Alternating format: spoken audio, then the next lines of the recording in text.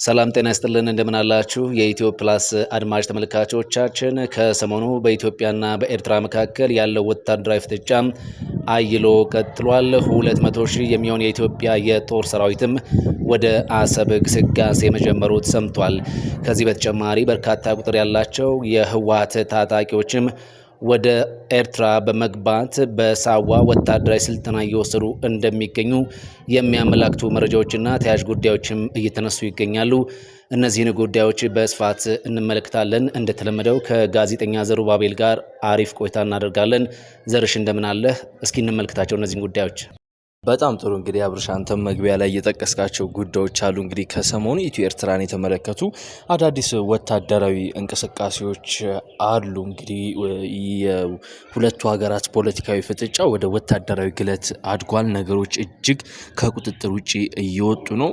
ከእጅ ያመለጠ ብርጭቆ የሚሆኑበት እድል እጅጉን እየሰፋ መጥቷል። እንግዲህ ፕሮፌሰር አሌክስ ድዋል እንግዲህ ከትራምፕ ውጭ አብይና ኢሳያስን ማንም ከጦርነት አፋፍና ከጦር ድቤ ድለቃ ማንም ሊያወጣቸው አይችልም ቢሉም ግን ትራምፕ ለጉዳዩ ከቁብ የሰጡት አይመስልም። ይህን ተከትሎ እንግዲህ ሁለቱ ሀገራት ወደ ግጭት ለመግባት ከጫፍ የደረሱ ይመስላሉ። ከሰሞኑ እንግዲህ 200 ሺህ የሚሆን የኢትዮጵያ ጦር ወደ አሰብ ክተት ተብሏል።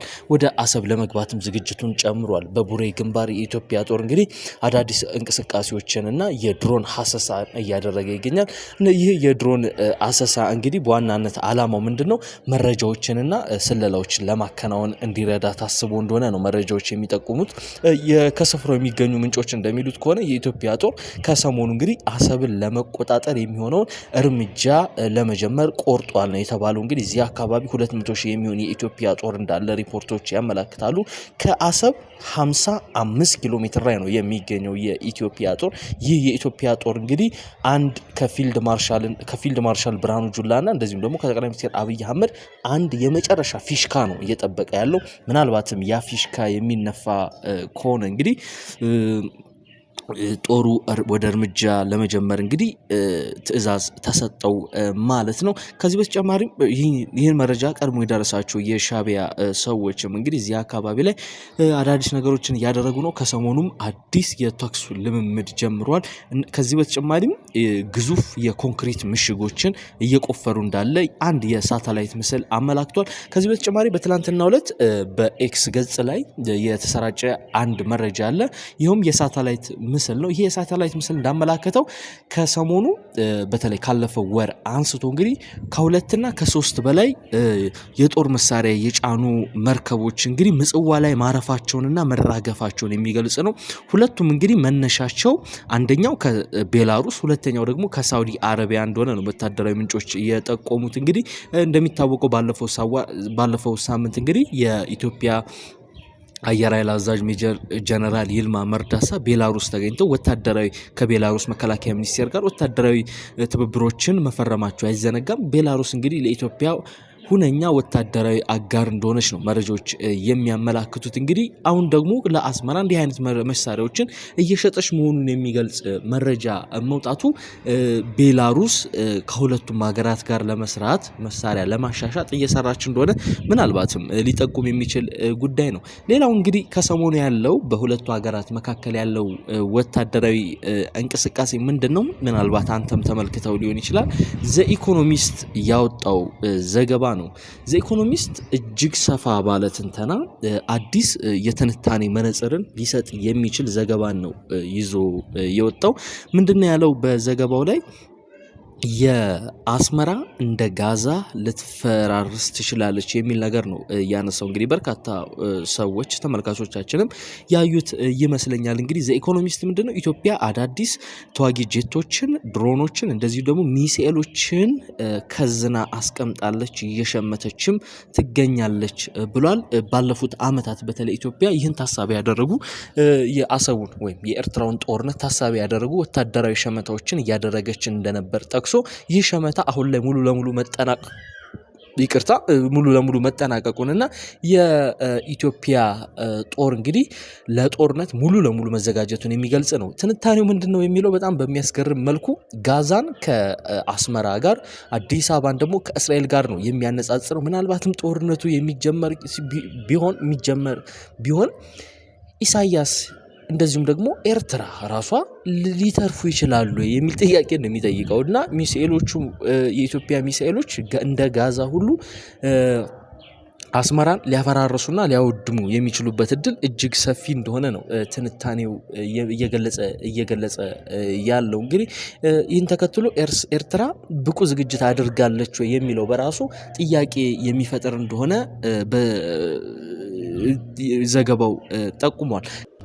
ከኤርትራ በተጨማሪ የጠቅላይ ሚኒስትር አብይ አህመድ በኤርትራ ላይ ያላቸውን አቋምና አላማ ነው እንግዲህ ምንድነው የሚለው ዘ ኢኮኖሚስት እንደሚለው የጠቅላይ ሚኒስትር አብይ አህመድ ዋና አላማ በኤርትራ ላይ የባህር በር ጉዳይ አይደለም ይለናል። ዋናው አላማ እንደውም ፕሬዝዳንት ኢሳያስ አፈወርቂን ከስልጣን ለመገልበጥ ነው እየሰሩ ያሉት ይልና ይህም ኤርትራን ወደ ኢትዮጵያ ሊጠቀልል ሁሉ የሚችል ሰፊ እድል እንዳለው ይጠቅሳል። በተለይም ይሄ በተለምዶ የኤርትራ ክርስቲያን ማህበረሰብ የሚኖሩበት ደጋማው የኤርትራ ክፍል የሚባለው ወደ ኢትዮጵያ የሚጠቃለል እንደዚሁም ደግሞ ከምጽዋ ወደዚያ ወይም ከአስመራ ወደዚያ ያለው የቆላው ፓርት ደግሞ የቆላው ክፍል ደግሞ ከሱዳን ጋር ሊጠቃለል የሚችልበትና ኤርትራ የምትባል አገር ከዚህ በኋላ ልትኖር እንደማትችል ስጋቱን አንስቷል። የጠቅላይ ሚኒስትር አብይ አህመድም አላማ እንግዲህ ያ እንደሆነ ነው ዘገባው እየጠቆመውና ዋና አላማው ፕሬዝዳንት ኢሳያስ አፈወርቂን ከስልጣን ማስወገድ ነው ብሏል። እንግዲህ ከሰሞኑ ሆርን ሪቪው ላይ የወጣውን ጽሁፍ እኛም እዚህ በዝግጅታችን ላይ ለማንሳት ሞክረን ነበር። ሆርን ሪቪው በዋናነት ምንድነው የሚለው ኢትዮጵያ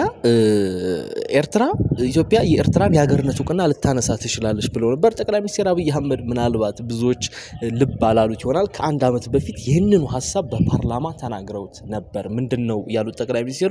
የሀገርነት እውቅና እኮ የሚነሳ ነገር ነው፣ ያን የሀገርነት እውቅና የሰጠው የሽግግር መንግስት ነው ብለው ነበር በፓርላማ። በወቅቱ የኢትዮ ኤርትራ ውጥረትና ትኩሳት አሁን ያለበት ደረጃ ላይ ስላልነበረ እንግዲህ ብዙዎች ያንን ንግግር ከቁብ አልቆጠሩትም ነበር። ይሁንና ግን ከሰሞኑ በተለይ ሆርን ሪቪው ላይ ከወጣው ጽሁፍ ጋር ተያይዞ እንግዲህ ይህ ነገር አብሮ እየተነሳ ይገኛል። እንግዲህ ጠቅላይ ሚኒስትሩ ኤርትራን ወደ ኢትዮጵያ የመጠቅለል ህልም እንዳላቸው እንግዲህ መረጃዎች ይጠቁማሉ። ሌንጮ ባቲም ባለፈው በዚሁ በሆርን ሪቪው ድረገጽ ላይ በጻፉት ጽሁፍ ላይ ኢትዮጵያ ኤርትራን እስከመጠቅለል የደረሰ እርምጃ ራሱ ልትወስድ እንደምትችል ይናገራሉ። ዘ ኢኮኖሚስት ያናገራቸው አንድ የቀድሞ የሻቢያ ታጋይና የኤርትራ መንግስት ወይም የሻቢያ አመራር የሆኑ መሐመድ ሰይድ ኡመር የተሰኙ ጸሐፊ ምን ይላሉ? ምሁር ናቸው። ኑሯቸውን በኢንግላንድ ነው ያደረጉት። እርሳቸው ደግሞ ይህ ጦርነት ከተነሳ ምናልባት የፕሬዝዳንት ኢሳያስ አፈወርቂ ሊወገድ የሚችልበት እድል እጅጉን ሰፊ ነው ብለው ያነሱና ነገር ግን ኤርትራውያንን በኢትዮጵያ መሪ እንድትገዛ ማድረግ ግን የሚሆን አይደለም፣ የሚሳካም አይመስለኝም ብለዋል። እና ፕሬዝዳንት ኢሳያስ አፈወርቂ ሊወገድ ይችላል።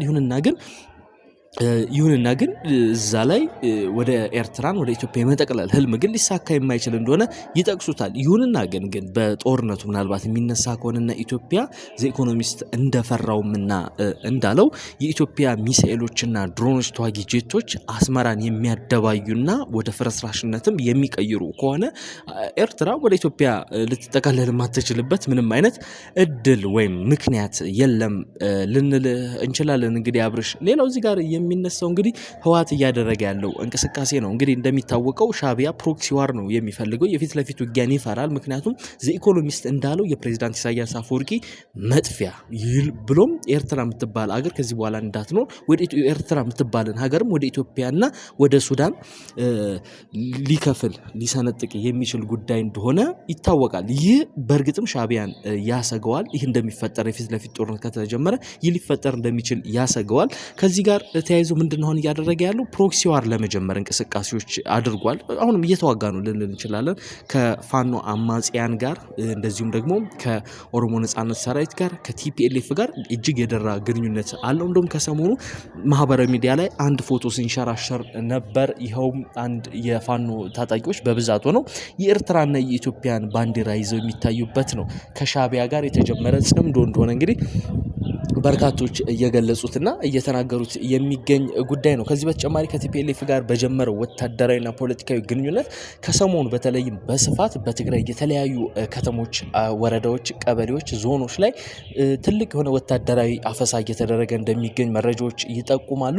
እነዚህ የመረጃ ምንጮች እንደሚሉት ከሆነ ይህ ወታደራዊ አፈሳ እንግዲህ በተለይ ባለፉት 2 እና 3 ወራት እጅጉን ተባብሷል። በርካታ ወጣቶችም እየታፈሱ እንደዚሁም ደግሞ ከዚህ ቀደም በቲዲኤፍ ውስጥ የነበሩ በሰሜኑ ጦርነት ይሳተፉ እና ትጥቃቸውን የፈቱትንም ጭምር ወደ ስልጠና ዳግም እያስገባ ይገኛል። ወደ ስልጠና ደግሞ እየሄዱ ያሉት አስገራሚው ነገር ወደ ኤርትራ ግዙፉ ሳዋ ወታደራዊ ማሰልጠኛ ነው። እንግዲህ ኤርትራ ወታደራዊት ሀገር ናት። ህዝቡ ሁሉ በውትድርና ግዳጅ እየሰለጠነ ያለ ህዝብ እንደሆነ ይታወቃል። እንግዲህ በትግራይም ያሉ የህወሓት አመራሮች እንግዲህ የትግራይን ወጣቶች እያፈሱ ዳግም ለመገበር እንግዲህ እንቅስቃሴ ላይ ናቸው። ለሻቢያ ለመገበር እንቅስቃሴ ላይ ይገኛሉ። እንግዲህ በሻቢያ በኩል ያለው እንቅስቃሴን ይመስላል። በኢትዮጵያም በኩል እንግዲህ ጦሩ በተጠንቀቅ ሆኗል። ምናልባትም ለአሰቡ ጦርነት የተዘጋጀው 200,000 ጦር ባጭር ጊዜያት ውስጥ አሰብን ሊቆጣጠር የመቻሉ እድል እጅግ ሰፊ እንደሆነ እየተነገረ ይገኛል። ከዚህ በተጨማሪም